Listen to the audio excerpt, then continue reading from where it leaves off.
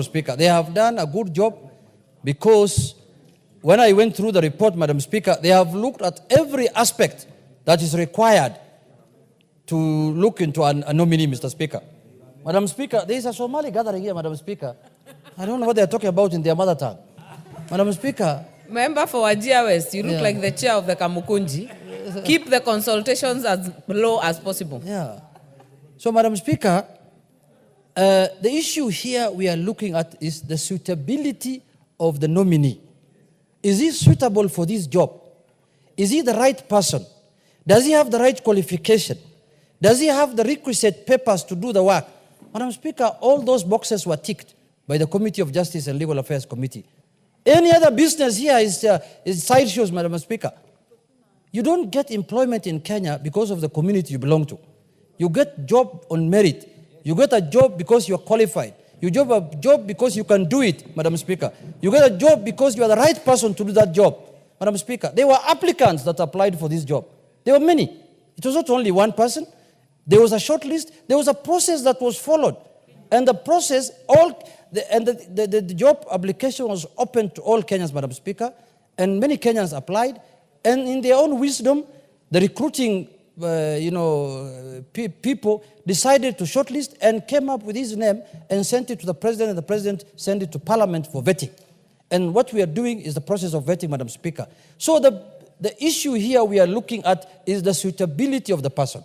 And the person is suitable, Madam Speaker, because from the report of the committee, it is very clear that this is a veteran investigator, Madam Speaker. Is somebody who has spent all his life in doing this job of investigating people, in looking at corruption cases, criminal cases, and all kinds of things, Madam Speaker.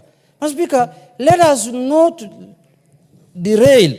Let us not, dismiss merit just because of, ethnic, profiling and ethnic, sensationalization, Madam Speaker. We know in this country there are offices that have been occupied before by communities, people from the same community who are basically next to each other. Some of them from the same villages, Madam Speaker.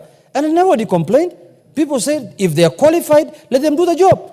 What we are interested in is the qualification of the person, not where he comes from majorly. Because, Madam Speaker, we can only have one CEO. If there were 8 CEOs, then we can say, give every region one person. But, Madam Speaker, this is just one office. It must be occupied by one person at certain time for a period of 6 years. And for those people who are opposed to him because he wants, or within the course of duty, he testified against you, that is the nature of the game. That is his work. There is nothing we can do. When we were dismissing the former deputy president, he testified, Madam Speaker. Why? Because he was the acting CEO of the Anti-Corruption Commission, and he had to do his job. And it is Parliament that requested him to come and give evidence, Madam Speaker. He didn't come on his own volition. So, Madam Speaker, I want to urge members that this, as per the report of the Justice and Legal Affairs Committee, not my report, even though I'm a member of the committee, not the report of any other member here, the report of the committee that was given the mandate to go and inquire into the suitability of that candidate came back to this House with unanimously that this is the right person, he's qualified. Because I don't want to create here a trend where you're going to profile people and deny them jobs because I'm worried for my child. After I leave office, my child might be brought here looking for a job and you say, oh, this is another Junet son, he's from this community, that community. Myself, I don't represent my community. And I'm not interested in representing my community. And I will never do it. I am doing my 3rd term. I have never been elected by my community. They will never elect me. I don't want them to elect me unless I'm running for president. When I want to run for president, they must elect me. That is a responsibility they must do.